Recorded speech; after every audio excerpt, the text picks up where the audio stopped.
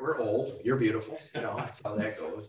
But anyway, we're visiting with Dina Garcia, and she's on our weekly The Next Taste show on every Monday. I guess you've been doing that for what, a couple of years now, Dina? I think it has been. It definitely has been, yeah, because I was in my old office when we started. Yeah, no, it's been a lot of fun. And anyway, this is old Uncle Randy, and this is Rob in the rear view. His face is now coming forward. You know, we hate that. Maybe I should give him a little bit more screen time over there. You know, I try to avoid that.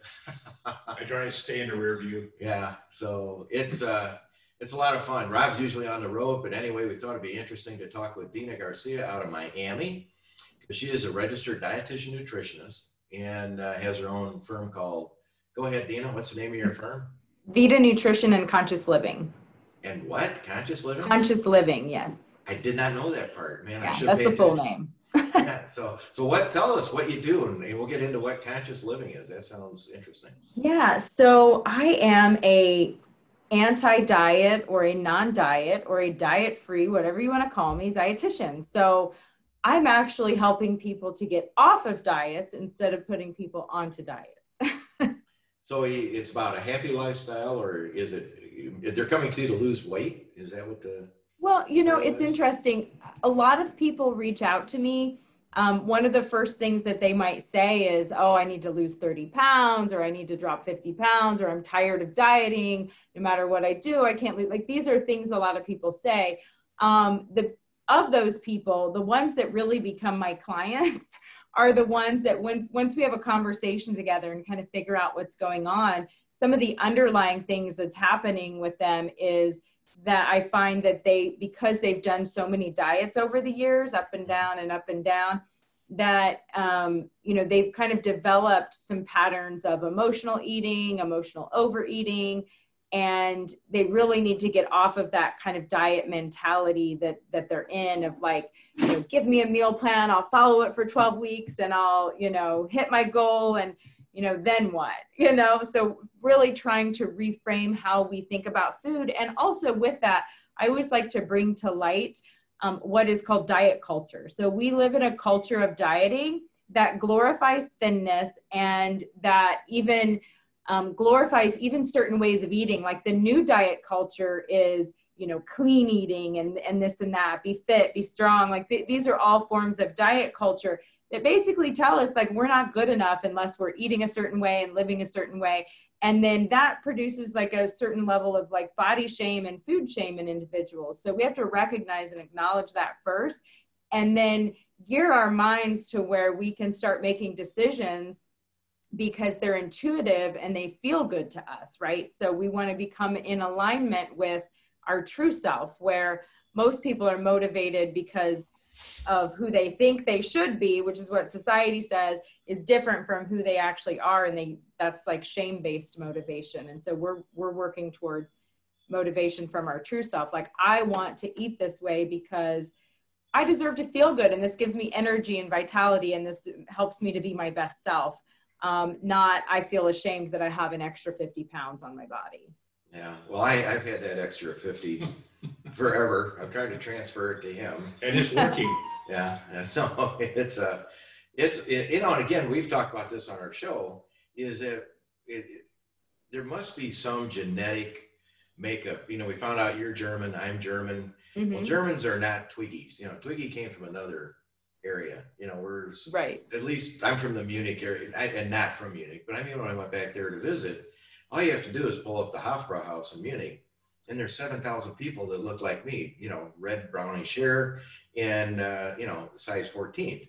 So, or bigger, just big, but they're healthy in a different way. Right. Robust is what I like to say. Yeah. Well, and my great grandfather lived into his late 90s, and just from my memories as a childhood, based on today's standards, he probably would have been classified as obese, possibly on bordering on morbidly. He was a pretty big guy, not super tall necessarily. I mean, above average height, but he was a big guy. But he lived into his mid 90s, a happy life, right? But he was very active, didn't eat a lot of processed food. Obviously they grew up on a farm and whatnot, but I think as a society, we put way too much value. That equation of health equals weight. That is what we have been kind of programmed to think, and that's not always the case. Well, it comes into the health issues too, but I mean, Rob, you grew up on a farm. Yeah, absolutely. And my mom cooked with lard, and we ate eggs, and drank whole milk. And now we're not supposed to do those things. It's just so, and we had fresh vegetables from the garden all the time. And, I think that farm people, tended to be healthier, than the city people who were eating processed food or, just kind of looked like it to me. Yeah. And more active, probably lower stress hormones because part of that activity and the lifestyle. So we put so much emphasis on diet, exercise, and we miss out on so many other pieces. So kind of going back to that consciousness piece, like to be conscious is just to be aware in the moment. Like how many times a day do we pause in our day to actually like pay attention to where we're at, what we're doing, how are we feeling, how are energy levels, right? If you did that on a regular basis throughout the day, you may find that you're going through some significant periods of stress throughout your day, and that you may not be as present and focused as you would like to be. And, when we can get back to that sense of consciousness, that really helps lower stress hormones and puts us in a better place of control with our decisions and our choices. I thought it was just that I had a really small brain was the problem. No, you do have. Abnormally small. That's, well, anyway, but you got a big ankle bracelet. That's cool. I want to see it. Yeah, he's on parole. Anyway, not really. So getting back to that stress hormone. Now, see, this leads into our next, sometime down the line, because it's not going to be enough time for today, because the areas that I'd like to go into is that, well, you live in Miami, so you got that Miami Beach, beautiful, everybody body, And sunshine. Yeah. And good for your stress levels. Exactly. And, I've been down there. Rob and I had an amazing time one time. I knew nothing about South Beach. And he and I were doing a project with another guy. And I said, I think I hear the ocean. And I said, let's go to the ocean. So we walked in there, 3 mopes on a road. They didn't wear tops down there, Dina.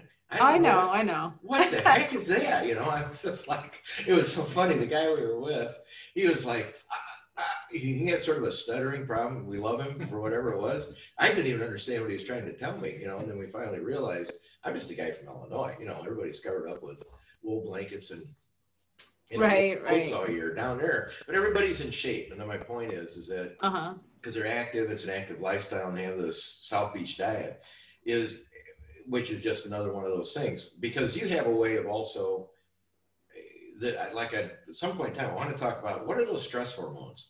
What are they defined as? Just briefly. Well, the big one is cortisol. When we're under a lot of stress, our cortisol tends to go up, right? And if our cortisol is chronically elevated, then that's going to have a negative impact on our body. So when cortisol is higher, we tend to deposit more fat in the midsection, which I'm not looking at this from a vanity perspective, simply from a health perspective. That is that midsection fat tends to be more associated with things like insulin resistance and heart disease, high cholesterol levels. So just from a health perspective, that's not ideal. And when cortisol is higher, we also have increased appetite. So now we have an increased appetite and the increased ability to deposit fat where it's the least healthy. So it's just an overall bad combination. And how fast does cortisol come and go in your system? Because I mean, I individually, speaking about my son, we had to talk about cortisol as it related to golf. When you have a lot of that negativity floating around in your body, it doesn't allow your body to really perform well athletically. Right. Absolutely. Does that have brief spikes, or is it like a long thing, or how does that work? So, I'm not probably the best person to answer that question, but I would imagine that, you can get spikes and drops, but you can also have, I see clients sometimes that just have chronically elevated, maybe not super high levels, but moderately high levels that become sustained, they're at this level long term. And, that's what we really want to try to get under control. Would chocolate cake and ice cream be good things to control the cortisol? Probably not, but oftentimes that's the things we want to eat when our cortisol is high. So this is why we leave him on the road. I mean, the intriguing questions. We try to keep him. We get $300 maximum limit on his credit card, and we just send him out. So he's gone. But if he gets in trouble, that's his fault. So the other thing is that when you start working with somebody, you have a way of helping them just sort of track their own lifestyle, I guess would be, or what they're eating, or you help them with that. Can you explain that just a little bit? Not exactly sure what you're asking me. Well, don't you have an online thing where they take pictures of their food? Yeah. Things like that? So I use an app with my clients that basically it's super simple. They open the app, they snap a photo, they hit upload, and then voila, I can see it on my end. So I go in a few times a week for all of my clients and I look at what they're eating, give them feedback. So this is not for me to judge or grade their food or to shame them based on what they eat. I mean, I eat pizza and chocolate cake too. That there's a time and a place for everything. So it's really just for me to understand, like, big picture, what's going on, what does their day look like, what types of food choices are they making, and where can we dig in and problem solve in a way that is not going to leave them feeling like restricted or controlled or negative about food. We want to try to keep food as positive and happy as we can through the process. And sometimes I even will find like clients making decisions because they think it's healthier and that's their motivation, when they could have just had like the real thing and probably been better off in the end and really enjoyed it more. So it also helps me to see like what are the triggers for food guilt? Why are they making certain choices? Maybe we just need to reprogram the thought process a little bit behind food. Sometimes if we release a little bit and are less restrictive, it kind of takes the pull away from the food a little bit. It's like you take a toy away, you walk into a kid's room, you take a toy that they haven't touched in 2 weeks, but the minute you're playing with it, it's like that is now their favorite toy, right? It's kind of the same way with adults and food, right? Like if we feel that we can't have it or it's being taken away from us, we kind of want it more, and we feel that we begin to feel that negativity towards food. Well, that's interesting. I will tell you, I mean, we had a brief conversation, I don't know, what was it, about a year and a half ago, about my own weight. I didn't follow all your instructions, but mindful eating, and I just needed to knock off about 30 pounds, and I still do more, but shut up. And, my clothes are a little bit bigger than yours yet, Rob. Anyway, I weigh the same as I did when I was in high school, so I feel good and so forth and so on. But when you go to work, then you don't need to lose 30 pounds. That's your brain telling you need to. Exactly. That's that shaming, that scenario where, I have doctor point, everything's fine, except, the Weckerly guilt, just you get up every morning, that cortisol constantly is, I could sell that by the quart. It just seems like it never turns off, and it's not just me. My 4 sons, I gave it to them too, so it's something, it's an inherited, I think in German they call it Gestalt, you're always trying to get that done, that goal, whatever it is. Yeah. There always got to be one, whether it's right or wrong. And when I go on vacation, I got to vacation real hard. I'm not a good vacationer, even though I'd like to go on vacation. You know what I mean? I'm guilty of that too. It's something I've had to work on consciously over the years of like being able to let go, relax. I mean, I worked 55 hours last week through Saturday. I worked Saturday until only like about 4. And then Sunday, I'm ripping like bushes out of my backyard and like blisters on my hands and sweating. And I'm like, why am I doing this on Sunday when I just worked so many hours? Like sometimes it is hard to relax, but you know, we have our moments where when I do relax, I'm getting better at being able to totally. Well, that's that destination you and I talked about going out. I've never had any problem relaxing when I was on South Beach. You've never had any. You know, to go down there where all the restaurants are on whatever the road is. It's not Collins Avenue. Yeah, Collins. To go down there and sit in those restaurants and just people watch all day and sip on a fruity drink and that never have a problem there. We were talking about. We don't get to do it enough. No.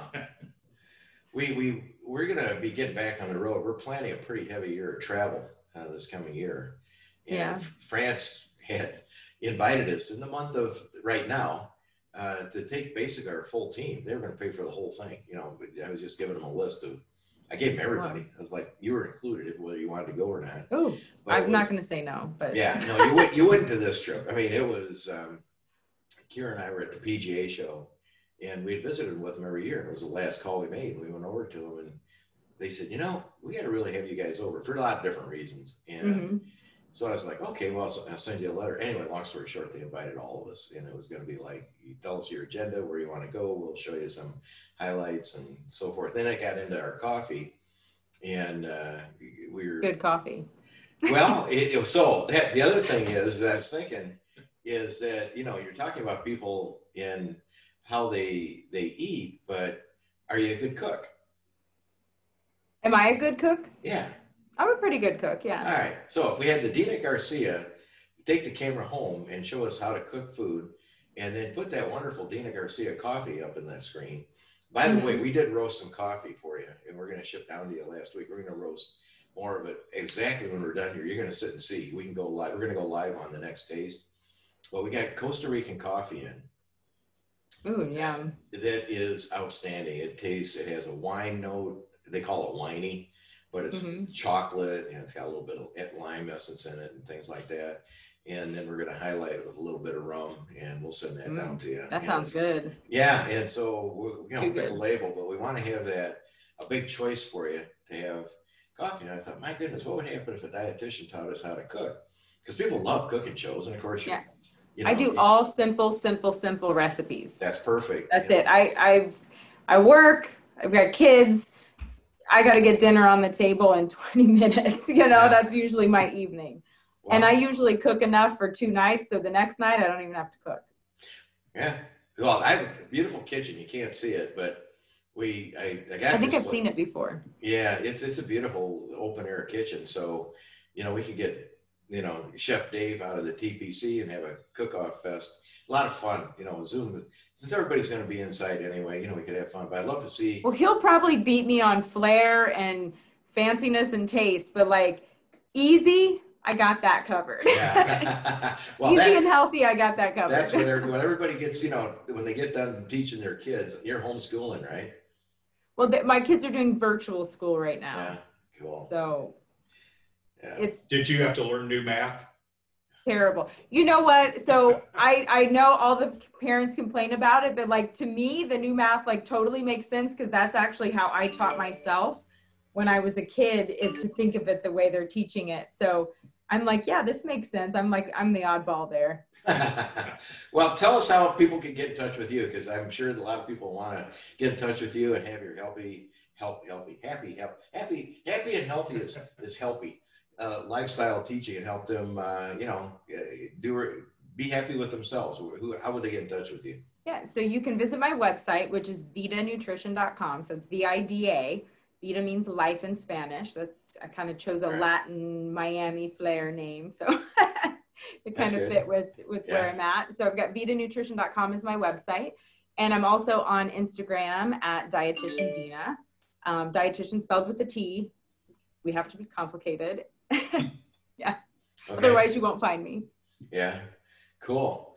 And then also you just briefly, we'll get into it next week because people that work from a standpoint more psychological in terms of taking them into those deep relaxation states? Do you have somebody that works with them on that in terms of just overall? So I actually have a hypnotherapist in the office. Oh, okay.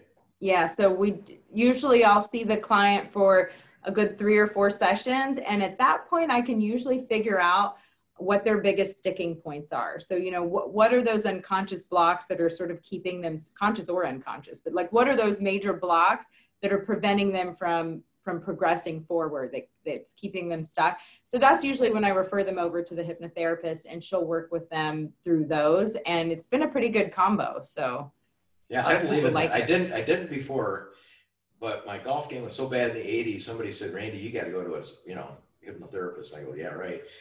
So actually I did, and it actually did. I mean, I was totally on the other side of that. So we have so much to talk about. If we could do this once a week, I think everybody would really be, you know, able to share, you know, your knowledge and welcoming behavior. And it'd be a lot of fun, because I know getting into cooking, and there's so many questions I have for next week would be great. I actually set up in my office, I'm looking at it right now, I set up a little kitchen island. I have a pretty big office. So I set up a little kitchen island on the other side from where my desk is, just because it gives a good angle if I need to do any like cooking shots. Nice. Because like at home, I don't have an island. So it's hard to angle the camera and get like a good vision of what I'm doing.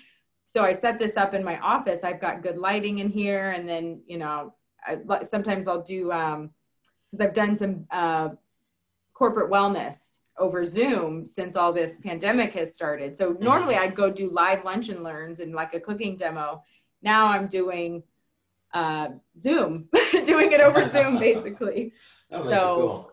Certainly can set that up. Well, Rob actually, truthfully, is one of the best slow cookers on the grill in the country. Nice. So anything that you want to work into your diet plan with really rich fatty meats, fatty, high calorie stuff. You did an 8-pound. What did you do yesterday? Oh, I did a pork shoulder yesterday.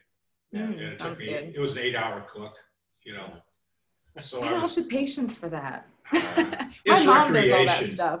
It's recreation I just go eat for me. You know, yeah. You know, to tend the fire for 8 hours and smell the smoke and tinker with the meat, and you know, that's he got me into it, honestly, because wrapped in a bubble. Other than golf, I'm here. Yeah. But I can see how that process could be stress relieving and enjoyable. I mean, it's just like, I know it's going to sound strange, but like I enjoy cutting fresh vegetables. Like something about it, just the aroma, sometimes I stop and think about like, wow, I wonder like how this carrot traveled. The band-aids on your fingers. Yeah. When you try and look like the chefs on TV and you go real fast and you know, now that you're mentioning that, I'm gonna have to April Fool's my kids. My mom did it one year to us. She took the little fake skin and blood and pretend that, you know, I'm a big April Fool's joker. So I could tell. Give me an idea for next year. No, that's fun. No, we like to cook after we're done here. Actually, my Monday morning we talk about frozen frozen fruit. Yeah. You know, very fresh. So I always make a big smoothie, like a half-gallon jug of it. So it's like, I can't wait, you know, get protein in it. Actually, it's rather healthy. I don't know, but now that Rob's here, he's probably brought up some meat from yesterday. You know, a little later in the day, we'll have something, not so much here at the Distillery Channel, but you also go to the distillerychannel.com. You have a media page on there that people can link back to what you're doing. And then we got to get this coffee to you, get it sent down and get you your selections of, because now we have bourbon, rum, wine, brandy. Yum. And what's the other one we have? Cognac, yeah. And these sound like brunch wines for like early drinking. Like the preface for drinking, and then there's the cure for drinking. Right. What is it? Hair of the dog. Yeah, well, there's no alcohol in it. It's all cooked out. But we had this port bourbon out of actually St. Augustine that we got a bottle of about a year ago. Oh my God! I tell you what, it's really good, and it is one of those things where you can sit and pick. Or we've got 260 other coffees, things like Cherry's Jubilee, Bananas Foster. You know, all these tastes that we can impart into these coffees now. So, you know, you can Nice. have coffee and not really have any calories. But anyway, you're lovely. You're beautiful. I'm sure your clients are waiting for you, knocking down the doors out there. I've got a busy day today, that's for sure. Alrighty. Well, thanks for taking a little bit of time, and we love working with you, Dina. Thanks for being part of the show. Same here. It was good to see you both. Thanks for being here. We'll talk to you soon. Bye. All right, take care. Bye. Bye.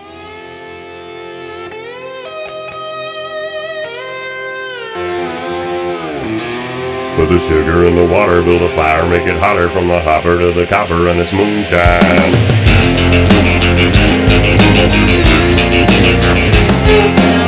Listen up, children. I got a story for you. Back in the hills of North Carolina, the sons of the South turned the water into moonshine. The law came looking with their flashlights, heard they were cooking in the middle of the night when the moon shines. Kicking up dust on a country road, got another town, got another load.